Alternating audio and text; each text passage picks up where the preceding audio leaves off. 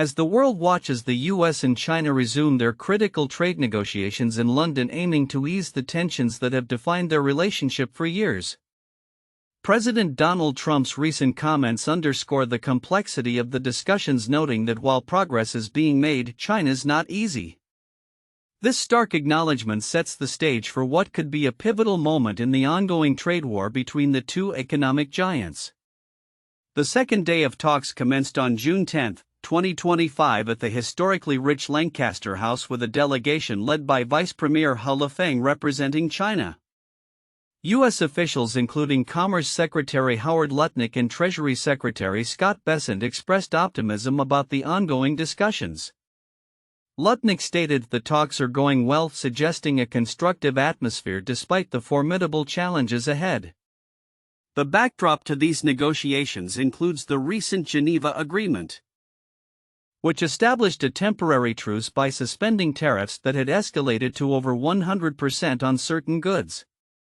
However, the fragile peace was marred by accusations from both sides regarding compliance. Trump claimed that China totally violated the Geneva deal, primarily concerning the export of rare earth minerals essential for technologies ranging from smartphones to electric vehicles. Kevin Hassett, director of the White House's National Economic Council, highlighted the urgency of these discussions, emphasizing that the pace of rare earth shipments from China has not met the expectations set during the Geneva talks. In a significant development, both countries are grappling with the implications of their negotiations on advanced semiconductors and technology exports. Trump has signaled a desire to open up China to U.S. products, indicating a shift towards a more cooperative approach to trade. "If we don't open up China, maybe we won't do anything," he noted, reflecting a duality of ambition and caution that characterizes his administration's foreign policy. The stakes are notably high as the U.S. seeks to ease restrictions on Chinese access to advanced technologies, while China is under pressure to alleviate its own export restrictions on rare earth minerals. These materials are not only crucial for the technology sector but also for global industries, including automotive manufacturing. The talks in London are not merely a bilateral affair, they signal the potential for broader economic repercussions that could influence supply chains worldwide. Adding another layer to the negotiations, China has initiated dialogues with other trading partners including Japan and South Korea, in an effort to consolidate its position against U.S. tariffs. This strategic maneuvering suggests that Beijing is not solely reliant on the outcome of U.S.-China talks and is preparing for various scenarios depending on how negotiations unfold. As the discussions progress, the implications for global markets are profound. Both nations are at a crossroads. Will they choose to collaborate for mutual economic benefit, or will they continue down the path of confrontation that has characterized their interactions in recent years? The outcome of these talks could redefine trade dynamics not only between the U.S. and China but across the global economy. Looking ahead, the focus will remain on the results of the ongoing negotiations and whether they will lead to a sustainable resolution of the trade war. With both sides seemingly willing to make concessions, the potential for a breakthrough exists. However, as history has shown, navigating the complexities of U.S.-China relations is fraught with challenges, and the world will be watching closely as these pivotal discussions unfold. Trade tensions between the United States and China continue to dominate the global economic landscape as high-level discussions resumed in London this week. With both nations grappling for leverage in an increasingly contentious environment, the stakes are high for numerous industries reliant on seamless trade relations. As the talks progress into their second day, initial reports suggest a cautiously optimistic atmosphere among U.S. officials despite the complexities at play. The discussions kicked off with a 6-hour meeting on Monday where U.S. Treasury Secretary Scott Bessent described the talks as a good meeting, while Commerce Secretary Howard Lutnick deemed the negotiations fruitful.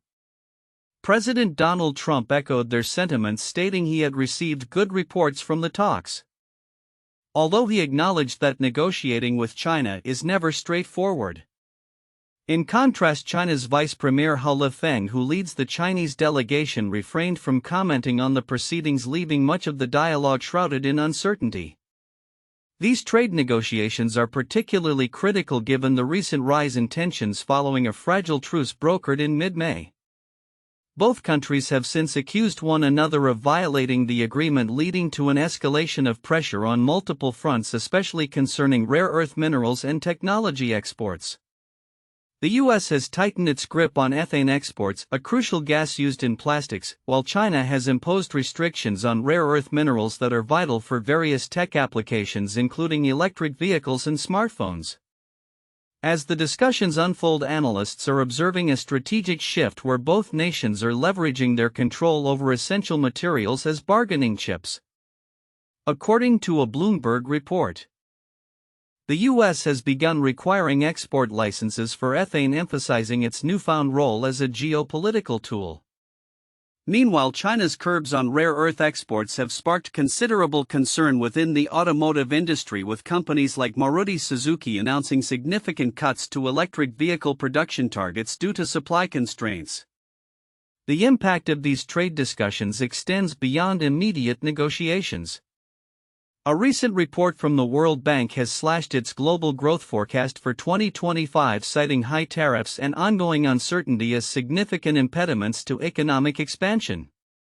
The bank has reduced its expectations by 0.4 percentage points to a mere 2.3% increase. This evolving landscape has also prompted U.S. business sentiment to fluctuate, with companies grappling with rising costs and shifting consumer behavior in light of the tariffs. As the talks continue, the U.S. administration is eager to finalize agreements that could restore trade confidence, especially ahead of the expiration of Trump's self-imposed 90-day pause on sweeping reciprocal tariffs set for early July. However, legal challenges loom over some tariffs, with a federal appeals court recently allowing them to remain in effect despite earlier rulings declaring them unlawful. In the coming weeks, as both nations navigate this intricate web of negotiations, the focus will remain on achieving tangible outcomes that could stabilize not only U.S.-China relations but also the broader global economy.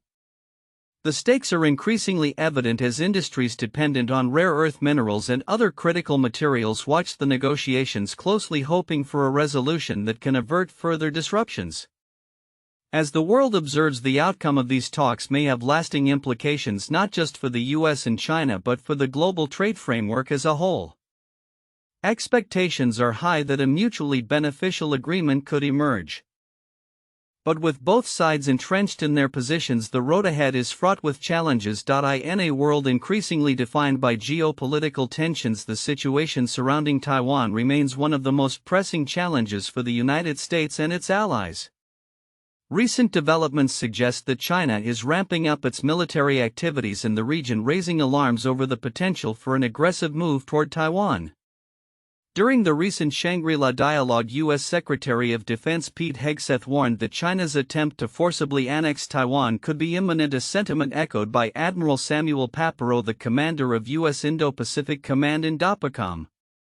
Papero characterized China's military pressure on Taiwan as having reached a rapid boil, with a staggering 300% increase in military activity aimed at Taiwan observed over the past year. This escalation has blurred the lines between military exercises and potential offensive actions, complicating the U.S. response strategy. The increasing frequency of People's Liberation Army (PLA) sorties across the Taiwan Straits median line, from 953 incidents in 2021 to 3070 in 2024, indicates a systematic effort by Beijing to normalize military presence in the area, effectively challenging Taiwan's sovereignty. Admiral Papero described these maneuvers as dress rehearsals for forced unification, underscoring the gravity of the situation and the diminishing warning time for U.S. and Taiwanese forces. The implications of this rising tension are significant. The U.S. Transportation Command Transcom reported a concerning reduction in its operational capabilities, which poses serious risks to the U.S.'s deterrence strategy in the face of potential aggression from China. As the PLA enhances its operational tempo, U.S. military leaders find themselves grappling with the reality that a rapid response to any Chinese offensive may be compromised by logistical constraints. It was revealed that the C5M Super Galaxy, a critical airlift asset, faced a mission-capable rate of only 46% in 2024, a 6% decline from the previous year. In light of these developments, U.S. policymakers must consider immediate actions to bolster military presence and readiness in the Indo-Pacific region. Hegseth outlined 3 strategic steps that the Trump administration should adopt. First, increasing U.S. military presence through status of forces agreements (SOFAs) in partner nations will enhance deterrence. Countries like Japan, South Korea, and Australia offer opportunities for expanded military collaboration, which can significantly improve the U.S. strategic posture in the area.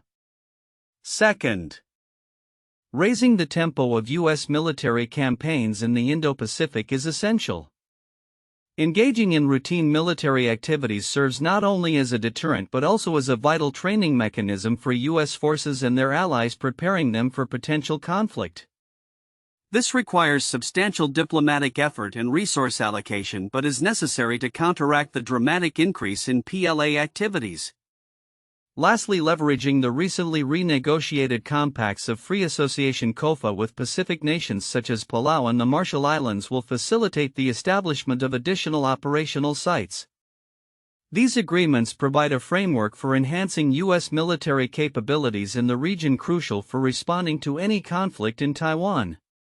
As tensions rise, the stakes grow ever higher. China's military modernization and assertive posture toward Taiwan signal a potential shift in the regional balance of power. The credibility of U.S. deterrence hinges on the visible and capable presence of its military forces in the Indo-Pacific. A failure to adapt to the changing dynamics could have detrimental consequences not only for Taiwan but for the broader security landscape in Asia. The coming months will be critical for U.S. policymakers as they navigate these complex challenges, aiming to secure peace and stability in a region fraught with uncertainty.